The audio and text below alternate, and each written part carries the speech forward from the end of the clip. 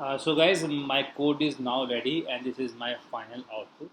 So as you can already see, this is very complicated UI because it's having a lot of widgets and it requires a lot of adjustment through paddings. So these type of designs requires a lot of time to create. So basically, if you want, you can make changes in the menus, designs. You can play with the colors and all. So let's come and we'll talk about the code first. So basically, I have created a home page. Inside the home page, I have firstly created my app bottom bar. So by using the scaffold and background color I have given is 250, which is the basic color of this UI. And let's come to talk about this bottom bar. And this green part is your bottom bar. So I have created a new Flutter file and new dart file and created a stateless widget. If you want, you can also create it as a widget, and you can also create it as a stateful widget where I have passed the key. And inside this, if you, I have created a container. Inside the container, I have given three icons with three texts. So let's talk about. So basically, I have created a container with a height of height 70 and width because of 330. You can adjust the width. The given box decoration as circular 200 to achieve this type of circular button. Inside this, I have created rows, and inside the rows, I have put menus and icons. So by and how I have given this vertical line, so you can use divider as well as container. Here I have used container because I think container is very easy to use, and divider have less adjustment setting than container. So I have used container here. You can also use divider. So just copy and paste it. You will get multiple EDV and card. So you can change other icons as you want. You can also import the package in pubsec.yml as a awesome font. So you can change the font as you want. So this is my bottom bar basically, and after that I have created my app bar. This is my app bar. So I have to put one icon, two icons, and two text widgets. So I have created one column, and inside the column I have created rows. Inside the rows I have created deliver to and New Delhi. So by using this column, I have achieved this New Delhi column and the deliver to option. And then I have given the gesture detector to achieve this menu. If you click on this, it will open a navigation drawer. However, I haven't created it, so you can create it on your app as well. But I haven't it because it requires a lot of time, and I don't want the video to be uh, more complicated. Currently, it is complicated, and I don't want to make it more complicated. So I will cover it. I had covered it in my previous videos, and if you want, I can make another video for navigation drawer also. So by using this gesture detector, I am able to get this navigation drawer option, and then icon dot search. So this is the icon dot search. Basically, in the real image, it's having the option of to change the language, so you can easily uh, create another button and you can give some functionality on it. It's having the tap on tap. If the taps on it, it will call a function. Currently, there is no function to it. It's will not going to do anything. And then I have created a single scroll view widget to make it scrollable. And then I have this scroll with this scrollable widget. So I have uh, this is my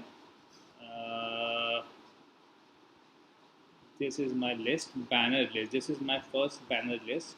So the banner list setting is simply it's here having a widget which contains a container and inside a box decoration, circular, padding and all. I'm giving one image or asset, and I have given image path. So if I'm going to provide the image path as a uh, variable, as a parameter, it requires only image path as a parameter. So I have just created a list view, and inside the list view I have created banner.list and given one parameter as a path of the image and just copy paste it, will able to achieve the scrollable menu. And this is my scroll direction. If you want, you can make it as a vertical also by changing the horizontal to vertical. And then I have given a size box. Why use size box? Size box is used to give the space between the two widgets, like between these two widgets. I can also do that by using the padding, but I want the size to be very fixed, so I have used size box. And then it's a bestseller. Then I have then okay, then it is bestsellers. This is my bestsellers. I think uh, bestsellers is not showing. Let me check. Bestsellers explore menu. This is my explore menu. Okay, this is my bestsellers. I think I have scrolled it down a lot. Okay, right. I have scrolled down a lot. So basically, this is my first banner list, and then I have given my size box 2 to give the space between these two widgets, and then explore menu is the text, just giving a column, and inside the column there is a row, and giving by giving the explore menu. Just let me scroll up first. Scroll first. Okay. Given the scroll basically is just a column, and inside the column I have given only text field and then text box, size box, and then given the padding and increment. By you actually I have to divide the complete screen into two parts here. And I also divide these screen into three different parts. So I have used column and rows. By using the rows and column, I'm able to create this explore menu, which is consists of 5 different widgets, and this is just an image. So by using a column, you can put image asset inside a column. Let me show you site and others, and this is basically with my banner. So basically, it's a contain a container which is given a height of 200, and by using the media query, you can get the size of the screen of any phone. So here I have given one image. Why gesture detector? Because I want to make it clickable. That is the reason I have used gesture detector here, and then given one banner, and then again the same banner I have used here, banner list. See, same banner, same banner but different heights. Here I have given the height, I think 1820 approx. Okay, 150 is the height of the my first banner, and this offers banner it's having the height of 200. So basically, how I created offers, I have created one column. Inside the column, I have given two rows, and then bestseller. So basically, bestseller consists of one image, one this widget, uh, my my product name, product price, and product size. So it's really important and it's very complicated also. So basically, I have used stack and position widget to position my all these text widgets, name, icons over the image. So basically, I have created one container. This is my container size 100 and 200 width, and then I have used a stack. And inside the stack, why I have used stack? I have used stack to use position visit, and then I have given the image height. So I have created one widget in the name of bestseller, and I have uh, asked some parameters. So this is my parameters I want: a string name, a string image path, a string price, a string size, and then I have created boxfit.fill. What does boxfit.fill do? Basically, it will fix the complete image in the container size. So basically, I have used position widget. Inside the position widget, widget requires top, left, bottom, right. So you can put anything on any image or any widget by using the position widget. So top 5, left 10, creates my this widget, and inside the position widget I have created one container with a height of 15 15. This is the white box container. I have given the color inside color is a white and outline is a green, and inside that container I have put another dot in a dot of green color, so I am able to achieve this. And then again I have used position visit to achieve paneer do pyaza prices and medium size. So don't worry about that. I will upload the link of the GitHub, so you can easily download it and run it on your machine. So it becomes very easy for you to understand the code, because these type of codes are very difficult to understand in one attempt. So you need 2 or 3 attempts to understand the code, because it requires a lot of logical things. So basically, the most complicated part of this UI is his card page. Why card page? Because it's having this product card. It requires one drop-down menu, 3 buttons, one image, and 2 names, and then text. So basically, I have created one card page, and inside the card page, I have created my scaffold. Inside the scaffold, the background color is uh, 50 blue 50. This is my background color, and then app bar. I have to customize my app bar, so I have given a preferred size. Height equals to 70. This is the height I have given from this, and app bar background color is blue 800. This is my app bar 800 color.